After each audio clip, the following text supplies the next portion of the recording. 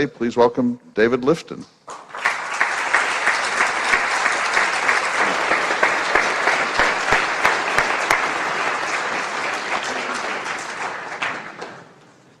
Glad you're here. It's final charade, not charade. Same thing. Okay. Go ahead. Speak really close to the mic. Hold it.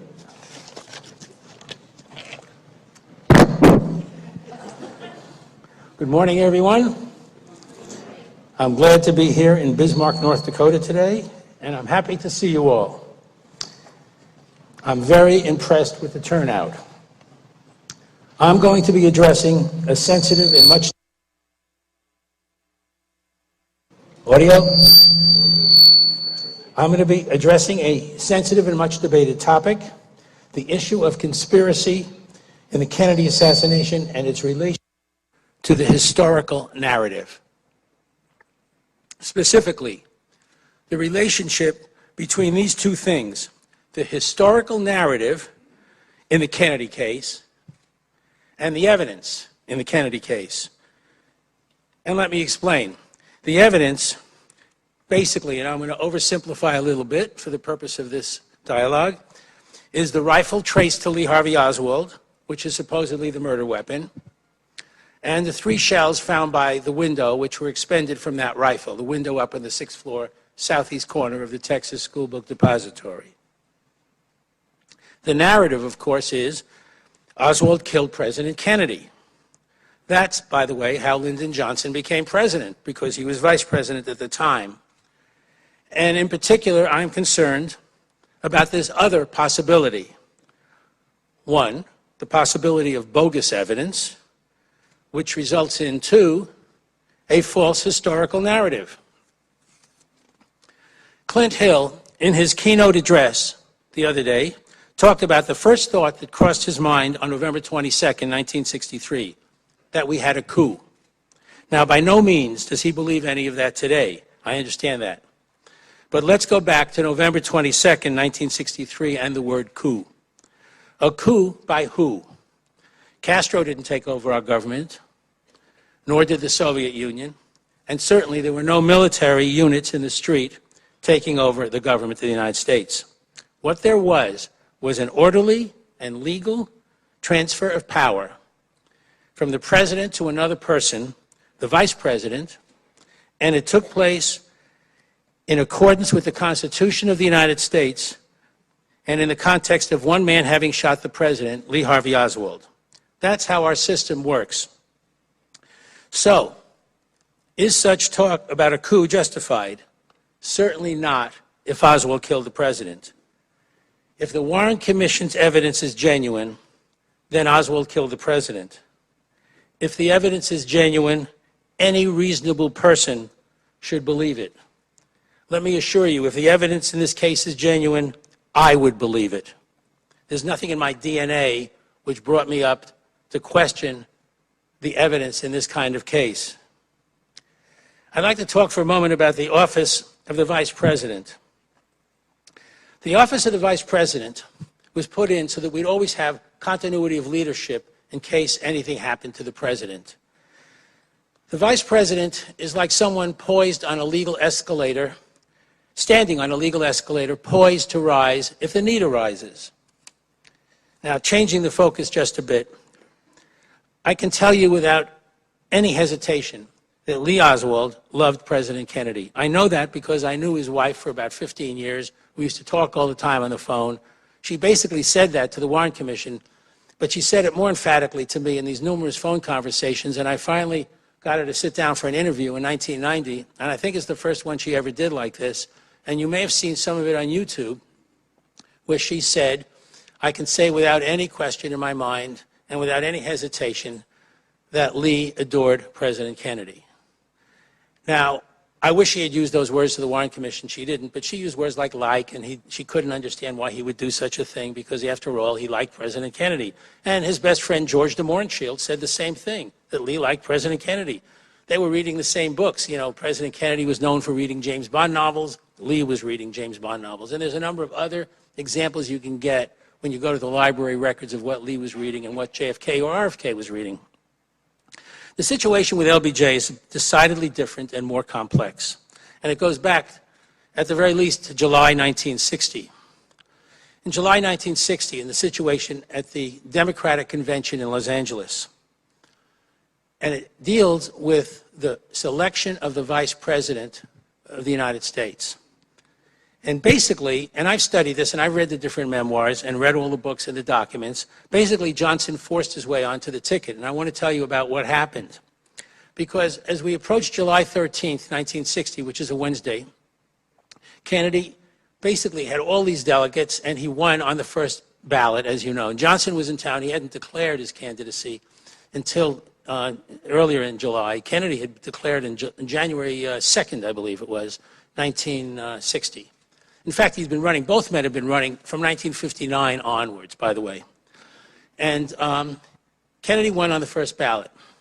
And he had decided he wanted Stuart Symington, Senator Stu Symington of Missouri, as his vice presidential candidate. And he told him that the night of July 13th, you're my candidate.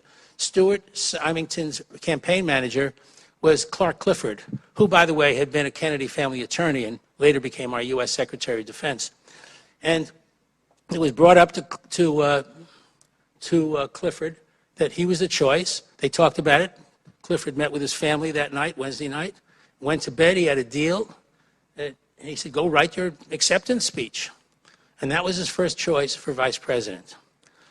After midnight, Kennedy won the nomination about 10 o'clock at night. After midnight, he went out to a very famous local restaurant whose name unfortunately escapes me at this moment. And he pulled up a chair at a table with Ben Bradley of the Washington Post. And it's about 1 o'clock in the morning, and he's tapped on the shoulder. And he's tapped on the shoulder by, I believe it was Tip O'Neill, a young congressman, that Sam Rayburn wanted to speak to him. There were no cell phones then. And exactly how this was handled, I'm not sure. Probably he took a taxi cab, but he ends up back at the Biltmore Hotel, and there's meetings. And it's made indelibly clear to JFK that he must choose Lyndon Johnson, who was Senate Majority Leader, as his running mate, or there's going to be big-time trouble. The nomination will be worthless. There's going to be a floor fight and a lot of other problems. In fact, Seymour Hersh revealed in 1999 in his book, Dark Side of Camelot, that there was blackmail used, sexual blackmail, and that it was made very clear to Kennedy that he was going to have to choose LBJ as his Veep, or there was going to be big trouble. And so he was up all night, and Bobby was up all night, and they had to decide what to do about this situation. And they said, okay, JFK threw in the towel. He said, I have enough problems on my mind and enough problems to deal with here. I'm going to choose Lyndon Johnson. And he did. Jack Lowe, the famous photographer, who was with President Kennedy in all of the private moments, was with him at the first meeting they had with Lyndon Johnson on Thursday, July 14th, 1960. And the picture I have up on the screen here tells a great story.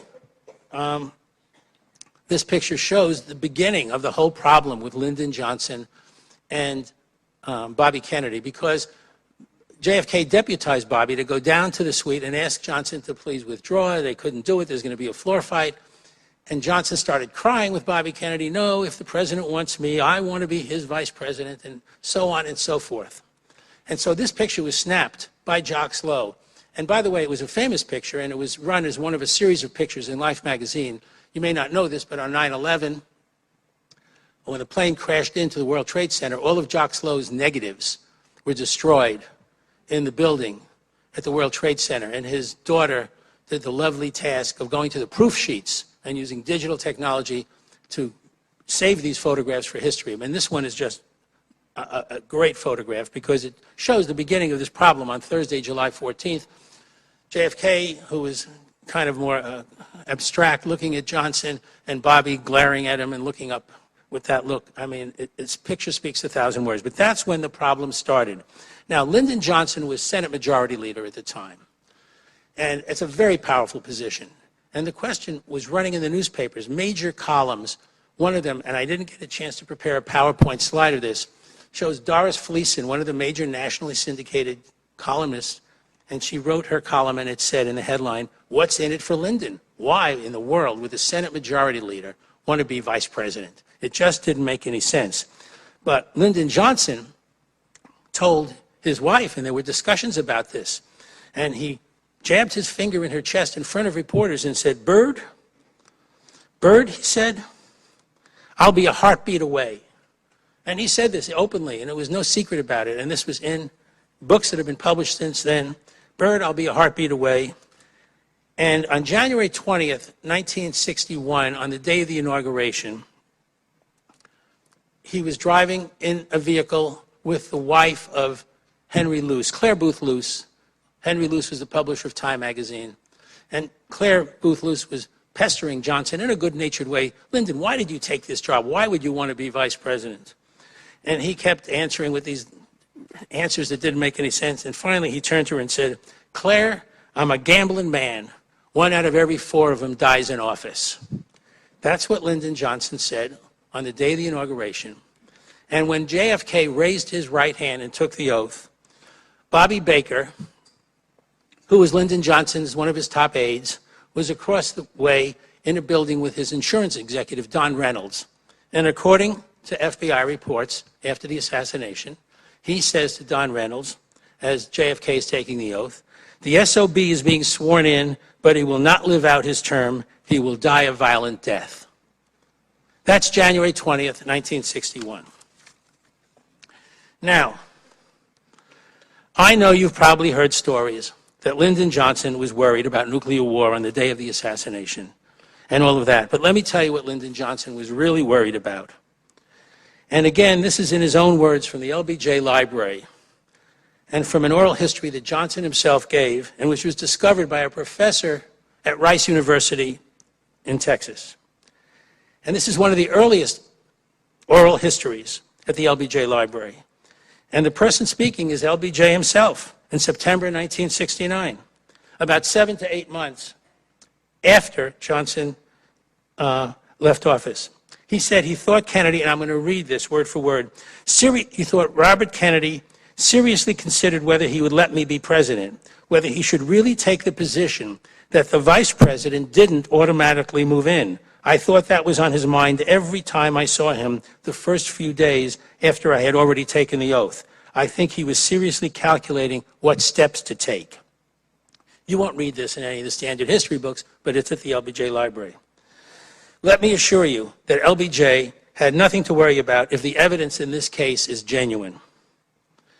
Now, it was also probably on RFK's mind because, as this picture shows, and there's a lot of evidence to indicate this, and this comes from Arthur Schlesinger himself, RFK viewed Lyndon Johnson as a usurper. And I'll give you the definition of the word usurp: to take the place of another without legal authority, to supplant. So there was very bad blood between these two, and it goes back to July of 1960. Now, before going forward, I wanted to say what happened after JFK was inaugurated. They immediately realized they had a problem on their hands with Lyndon Johnson. First of all, he wanted to ride on Air Force One a lot with JFK. You can't do that for security reasons. They had to say, no, you can't do that. Secondly, he wanted an office next to JFK's Oval Office. No, you can't have that. You're going to be in the Executive Office building. He wanted to be in charge of national security affairs. No, you can't have that. So there were all these problems. They gave him the space program to look after. They knew they had a problem with Lyndon Johnson. And there's something I'd like to talk about before I go on with the rest of my talk. And I was urged to do this last night by John Martinson, my good friend here, who was listening to me talk about this. And he said, you ought to tell that to the audience.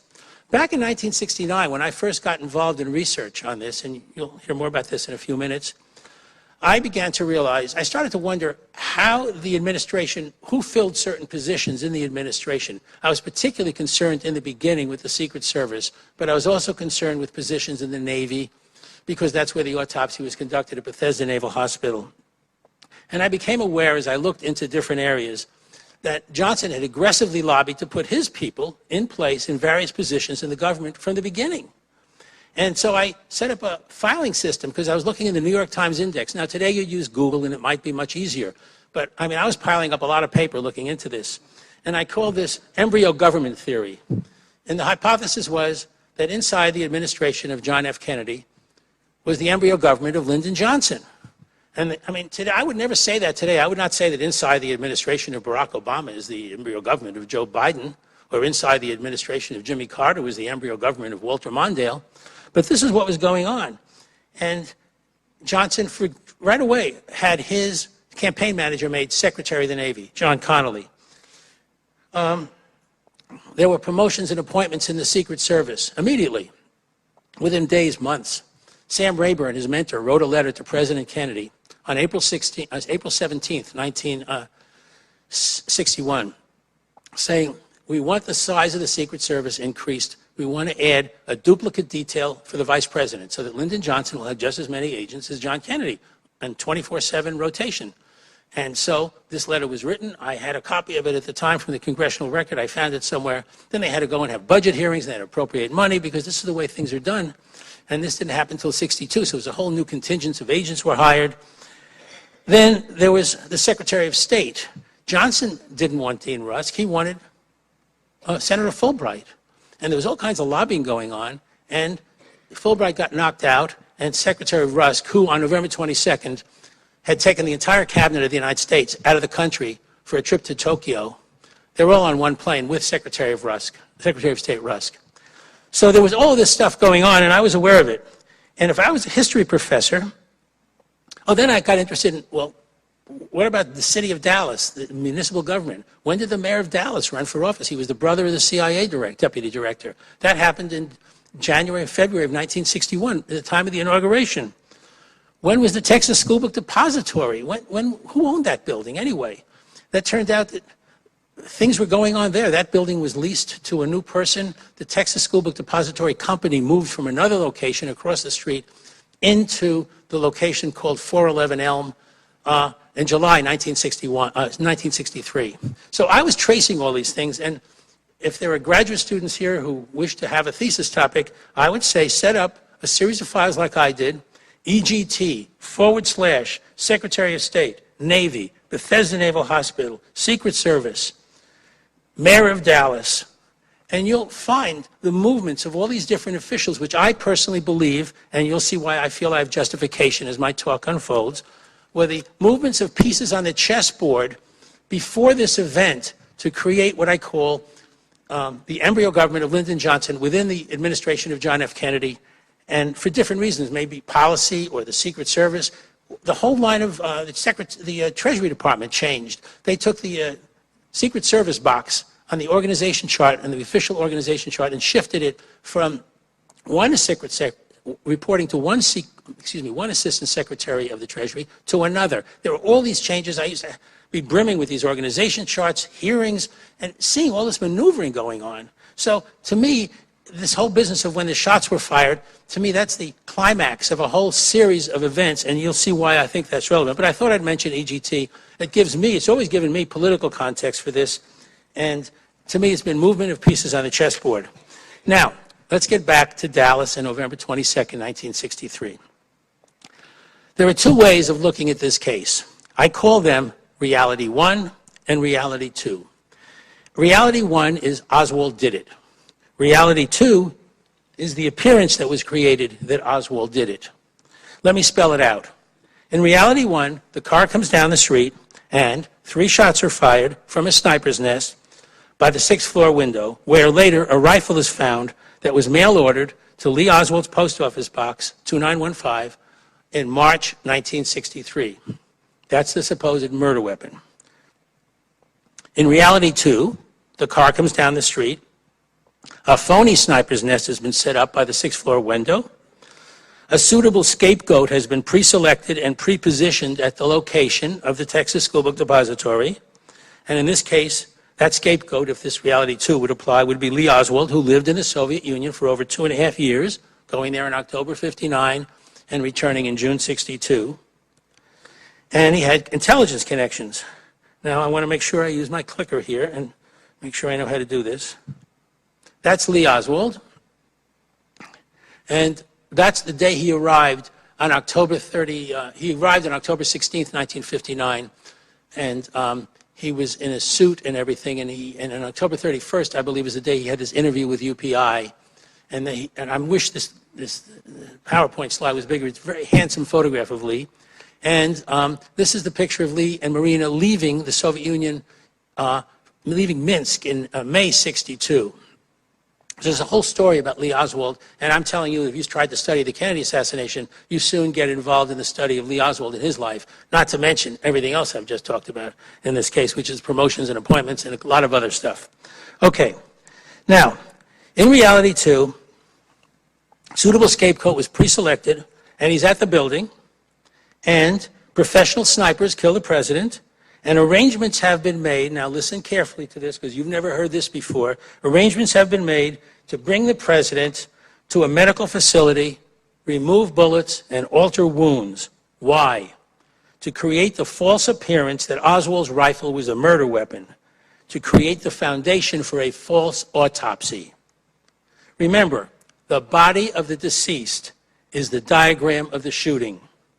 And I cannot stress that too much. The body of the deceased constitutes a diagram of the shooting in a case of this type. That's what happens at the autopsy. They toed up the wounds. They say, here's the trajectories. It entered here and it exited there.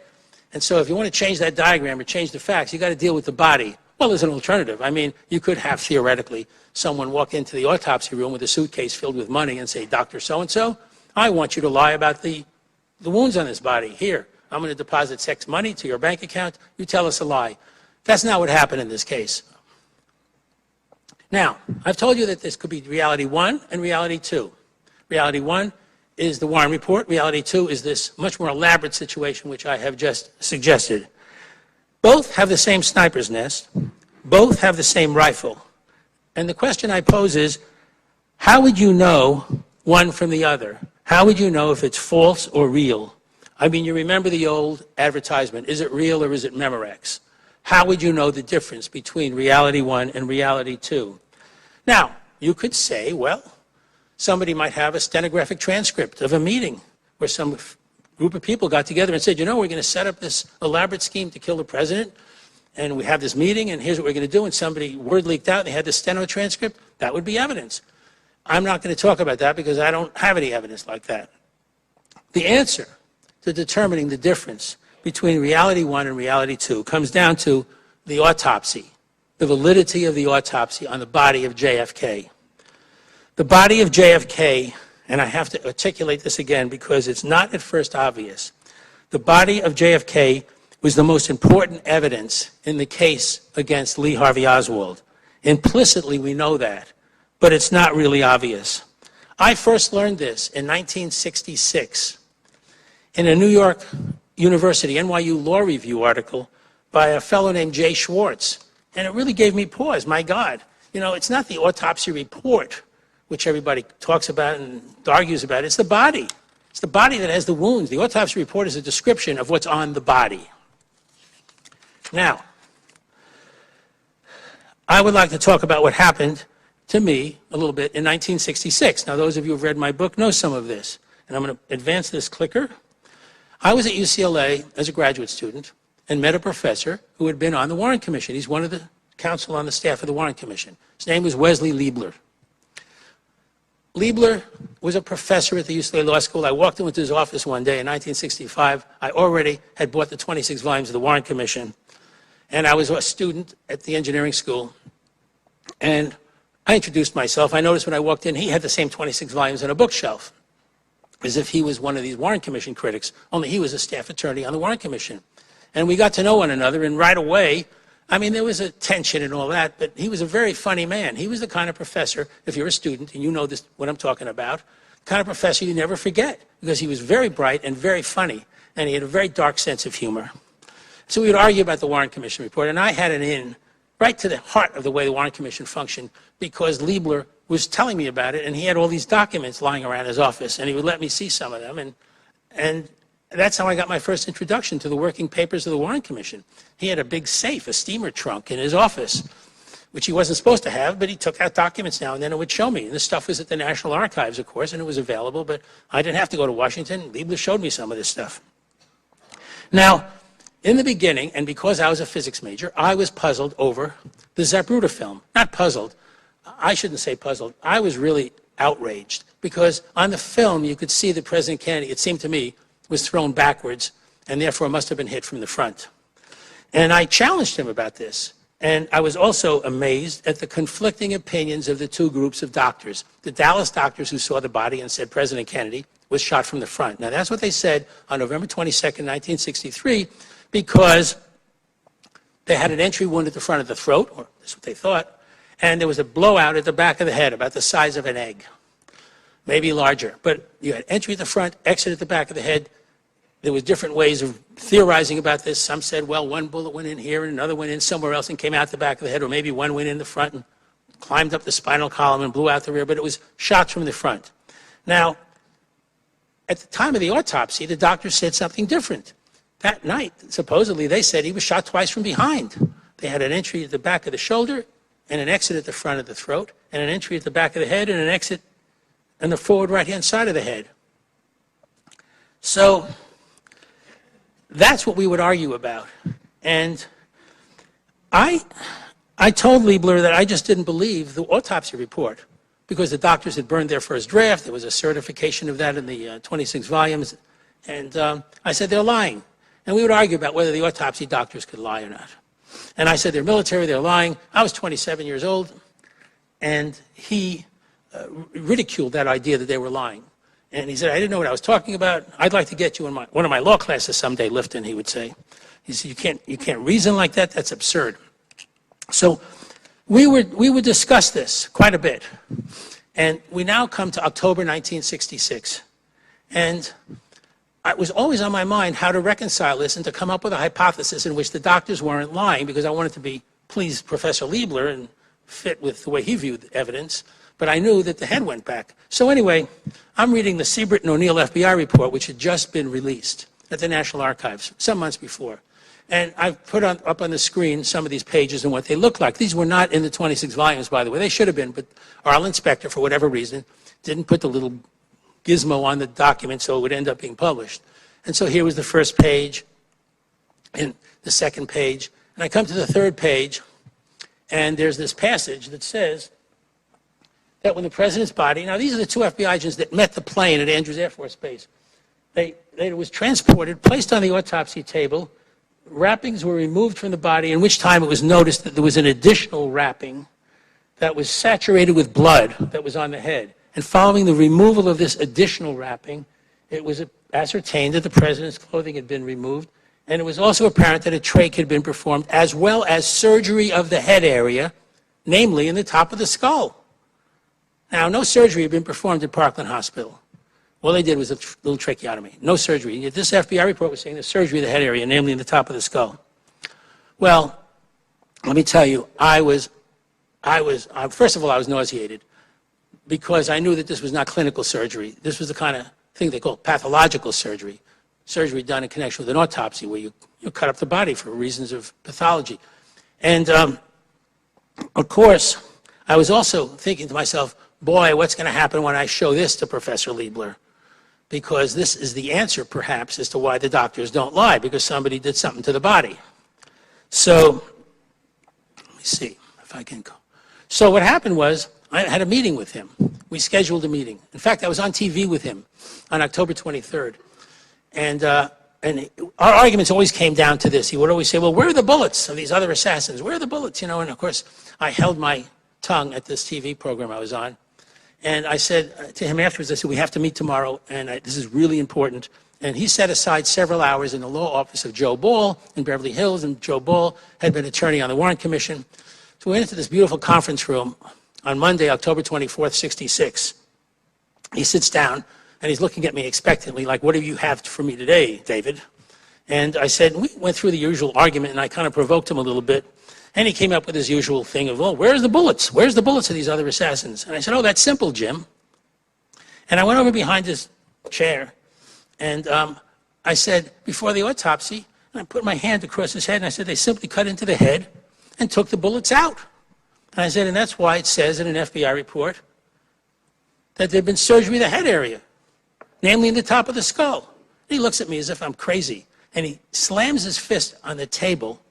And I don't want to slam my fist on this podium as hard as he did, because I don't want to disrupt the sound equipment here. But he says, where does it say that? And I tossed the Siebert and O'Neill report across the table at him, and he's reading it. And he goes, do you realize what you found? You found new evidence. Well, that was an interesting term, because it was always saying, there's no new evidence in this case. And he's giving me the honor of saying, I found new evidence. Now, it didn't stop with the FBI report, let me assure you, because I'd already done a day's worth of research, and I knew the autopsy had all these strange passages in it about cuts this and cuts that, and one of them had to do with this linear cut in the brain. So I read him this passage. I said, look at this. The doctor is trying to say something here, Jim. They called Wesley J. Liebler, Jim Liebler. And it talked about a cut in the brain from the tip of the occipital lobe to the tip of the frontal lobe. It was about this deep. Well, he's not going to take my word for it. I mean, I'm a graduate of engineering physics from Cornell, but what do I know about biology and pathology? So he grabs the phone in Joe Ball's office, and he calls up a pathologist, one of his friends in Long Beach, California. And he says, Joe, I'm going to read you a description of a brain, and I want you to tell me the cause of death. So he starts reading this technical stuff that I typed out for him. And then there's a pause.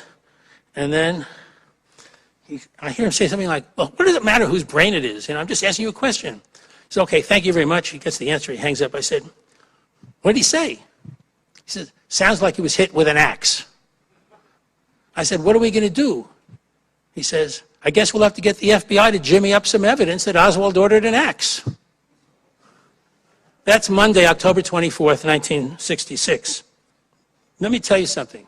It took me some time to come to terms with this, because the next thing Liebler did, by the way, he didn't stop there. He started calling up Warren Commission attorneys. He called up our inspector on the phone. He called up others. He also picked up the phone and called this woman who was the smartest law student at UCLA. If she wasn't the smartest, she was the second smartest. Her first name was Susan, and he said, I want you to get over here right away, Susan. Lifton's found surgery. Now, that always wondered about that conversation as to why they could talk so cryptically, because I now believe that he had thought of this before I did, but had not found any evidence for it. But anyway, she comes over, and she's amazed by what I found, and she's saying things like, David, do you realize how famous Jim's going to be when he announces this? And I was, well, that's great. I'm glad we've solved the Kennedy assassination. Somebody altered the body. I mean, I thought in those terms, kind of simple-minded then, or simplified. Anyway, he's talking to her, and he had called up these attorneys on the Warren Commission, and he called the pathologist. And there was, at the beginning, I have to say, it took me some time, days, weeks, maybe a couple of months, to really understand the significance of what this means, because I didn't get it in the beginning, even though I thought I did. I thought, in the beginning, when I first discovered this on that weekend and was studying this stuff, oh, I found this interesting, clever trick in which they hid the grassy knoll assassin by taking the bullet out of the body. And I said, that's really clever. That's why there's no other bullets.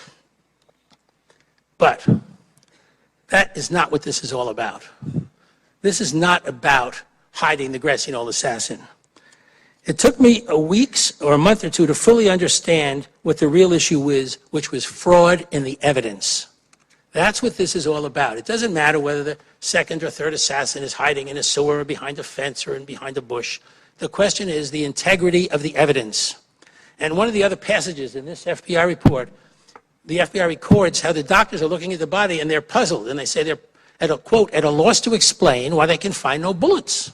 That's that night in the autopsy room.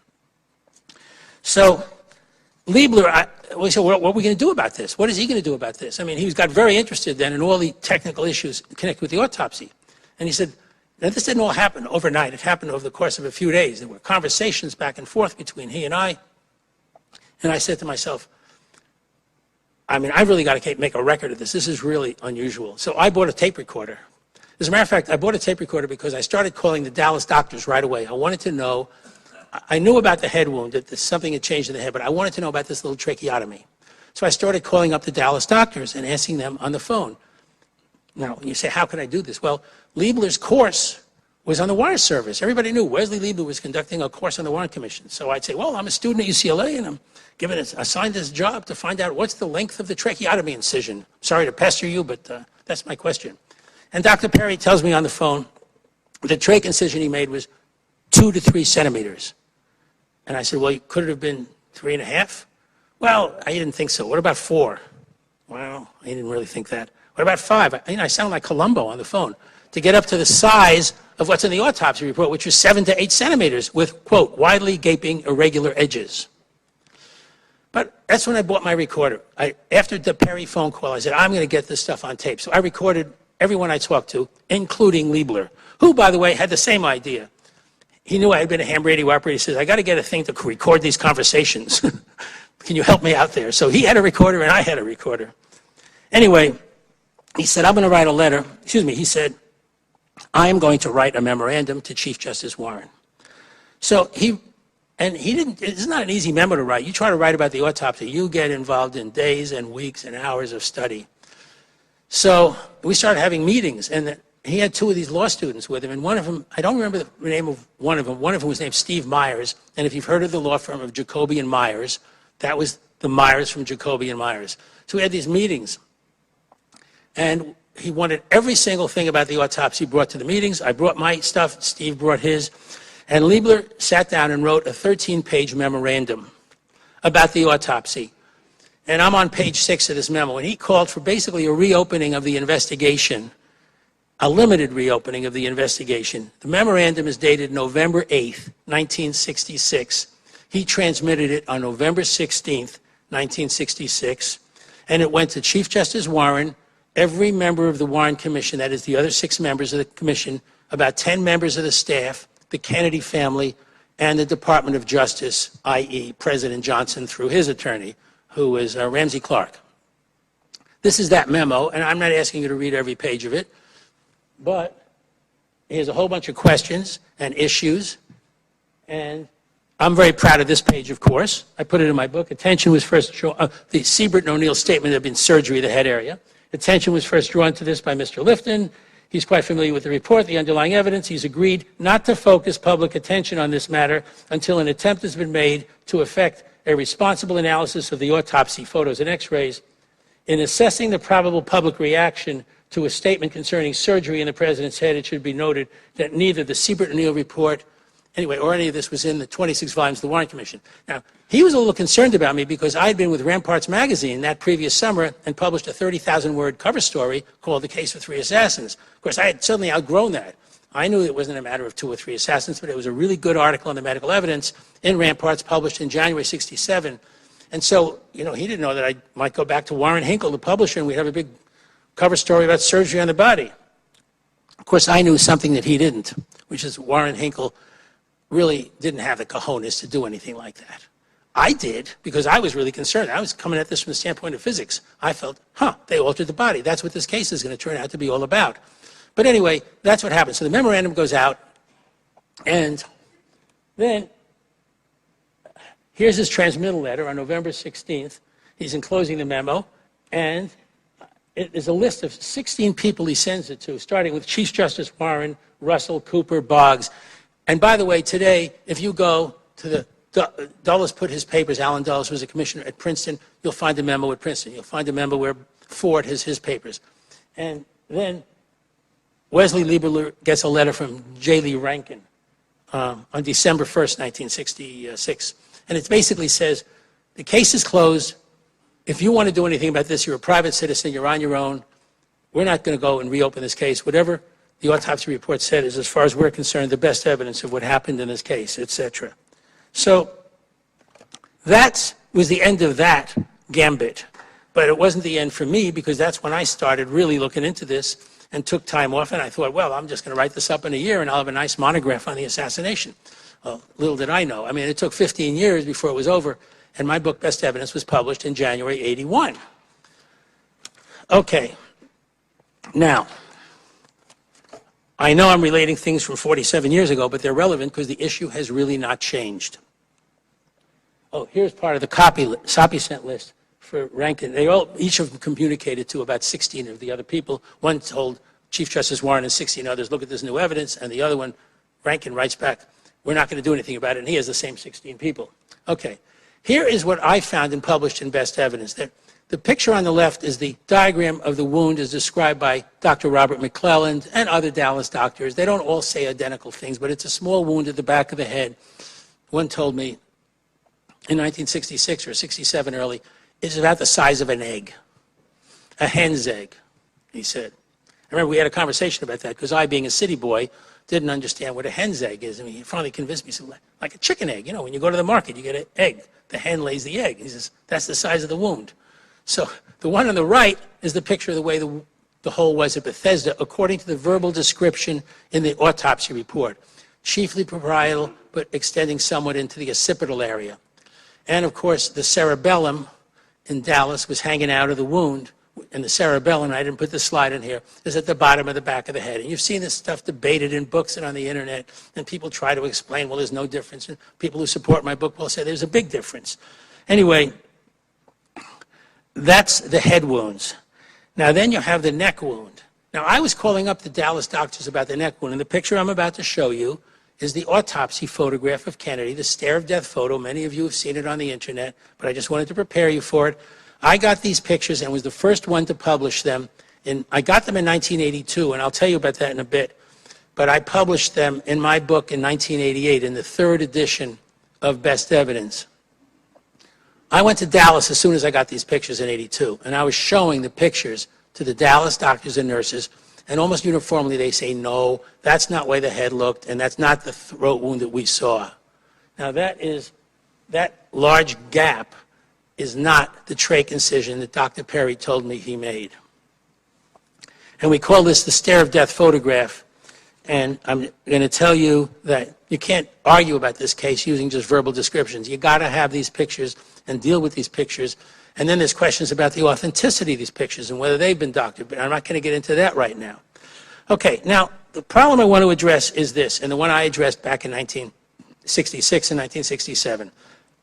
Excuse me. Okay, I had a hypothesis that something happened to the body. And the question was, where?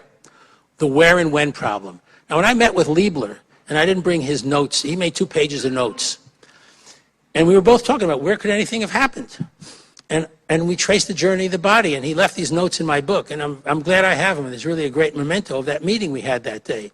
Because talking to him was like talking to any Kennedy assassination researcher. He had an open mind in the beginning, and he was going to do something about it until he got slapped down by Rankin.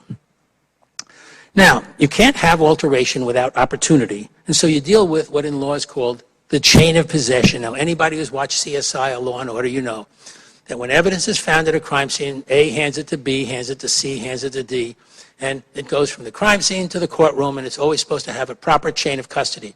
And that's true also of the body, which is the most important evidence in the case. So a quick run-through, we're going to go a little quick run-through about the chain of possession on the body. Okay, here we are in Dallas in the parking lot outside Parkland Hospital, and Mrs. Kennedy's about to get into the ambulance. And then she's in the ambulance, and the coffin's been put in the ambulance, and the ambulance is now leaving for Love Field. And there's another picture of the ambulance leaving for Love Field. And now we come to the ambulance. This cream-colored hearse arrives at Love Field, where Air Force One is parked. And in fact, unknown to the Kennedys, LBJ is aboard their aircraft. This is very important to know. When LBJ left Parkland Hospital, he told Kenny O'Donnell, I'm going to get back to Washington right away. That's the impression he left with Kenny. And there were 2 airplanes there, Air Force One and Air Force Two. And LBJ basically said, I'm going back on, well, he didn't say I'm going back in Air Force Two, but he left the impression, I'm going back to Washington on my airplane, and you can be with Mrs. Kennedy and the body on your airplane. In fact, 10 minutes left, that's all? That's it. Wow. Well, okay, hold it, okay. Well, okay. LBJ went to the aircraft, and he got on the plane, and he started shutting all the drapes on the plane. And he had deceived Kenny O'Donnell as to which plane he's on. The Kennedys got onto the plane, and the coffin was carried up onto the plane, and here's the swearing in that took place, because then he said, you know, I've got to be sworn in. Bobby told me to be sworn in. So here's LBJ at the front of the plane, or in the midst of the plane. Jacqueline Kennedy's at the ceremony, and he places his hand on the Bible, and he's sworn in. And then the plane flies to Washington, D.C., and there's an offload at at Andrews Air Force Base. And then that ambulance, with Mrs. Kennedy in the ambulance, goes to Bethesda Naval Hospital. Now there's a problem. That ambulance arrived at Bethesda Naval Hospital at 6:55. That's 5 minutes to 7. But the body of President Kennedy arrived 20 minutes earlier. And we know that today, and I found that stuff out and published it in 1981 in my book, Best Evidence. Witnesses who know that the body arrived at 20 minutes before the coffin. How did that happen? And there's now a document, the Boyajian receipt, because he was head of the Marine Security Detail. So the question becomes, how did the body get out of the coffin, and how did that happen? When you start looking at this, the conclusion, you have to figure out how the body got out of the coffin, and you have to start at Bethesda Naval Hospital and back time it, and you have to go back and treat it like a movie running in reverse. And if the body was not in the coffin at the front of Bethesda Naval Hospital, then it wasn't in the coffin when the plane took off from Dallas, because there's nothing in between. The body was placed in the coffin at Parkland Hospital. It was in the coffin on Air Force One, and then the plane took off. So what happened?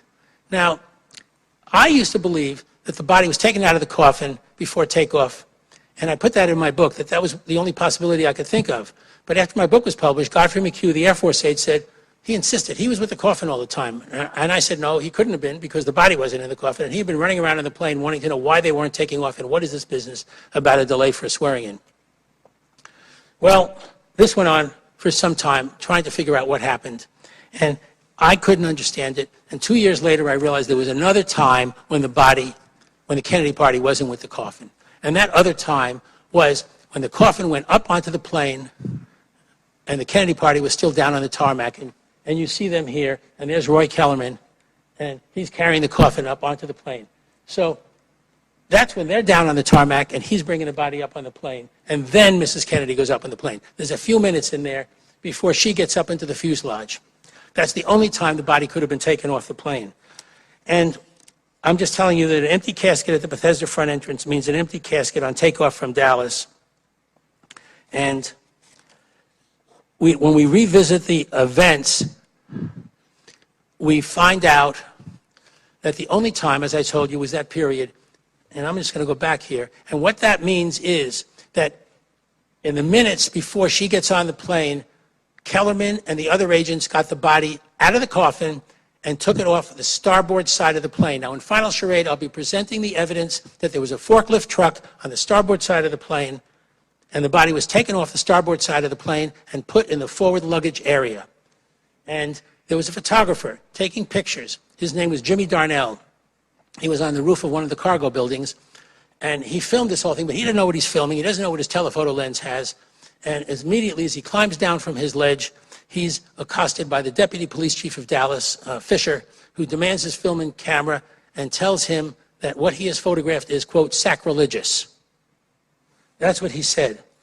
The rest of this story I'm going to tell you about quickly as I can, because I wanted to save more in the breakout room, but I want to tell you about what happened. There's a forklift truck was used on the starboard side. I have a witness to the forklift truck, the pilot of Air Force Two, who's now passed on. About the forklift truck, the body was removed from the plane, put in the forward luggage area. The photographer, Jimmy Darnell, I've told you about his experience. How do I know it's in the front of the plane? How do I know these kinds of things went on? Because there's a blood trail.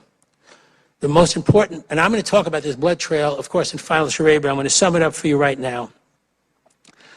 First of all, there was a blood trail on board Air Force One. Kellerman, who had been at the top of the ramp with the coffin during the flight back, was in the jump seat. His shirt was stained in blood from the neck down.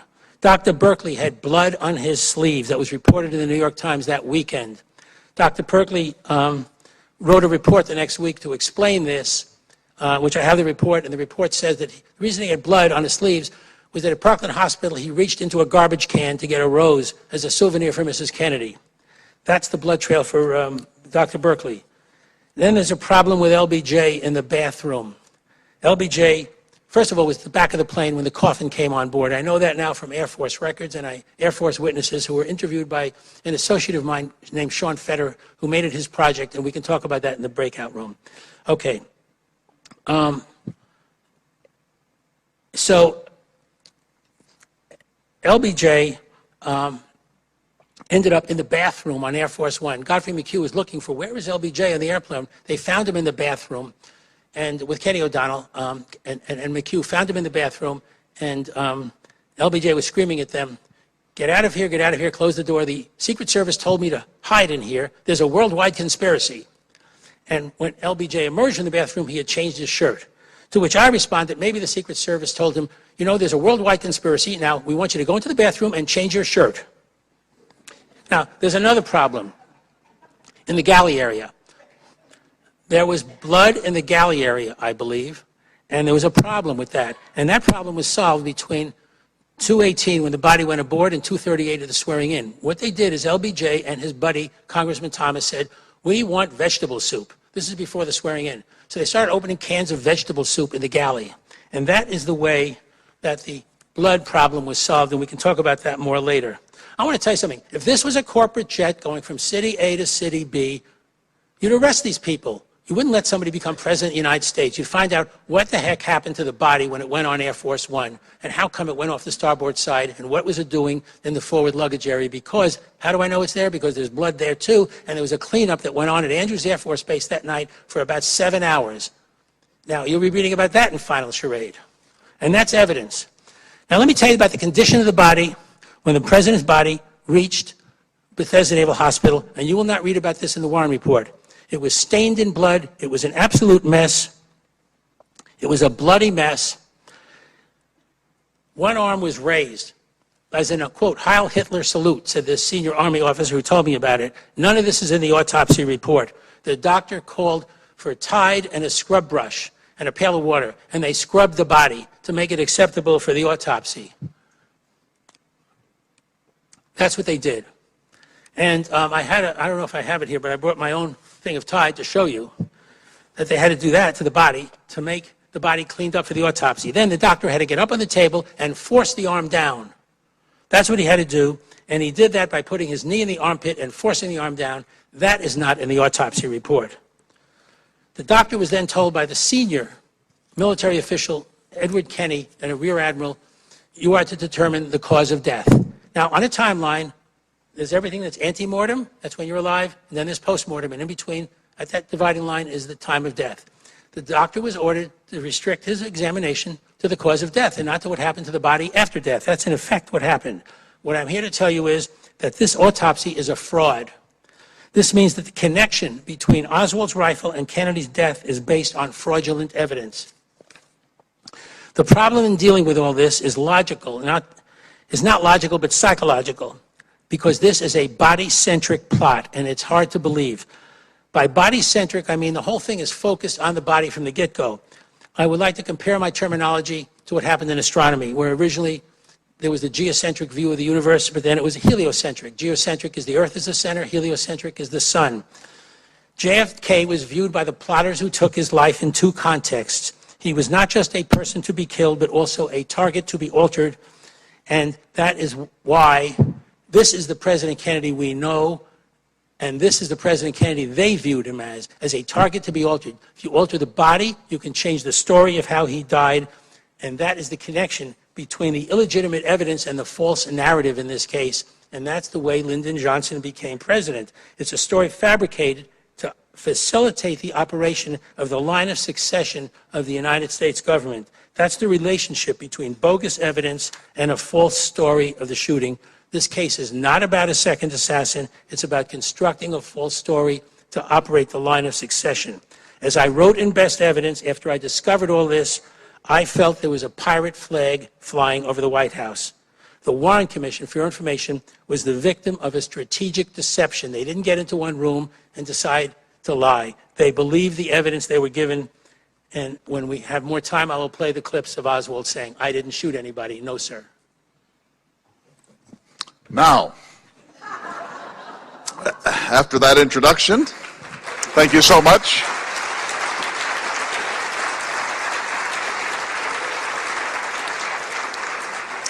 It's time for lunch.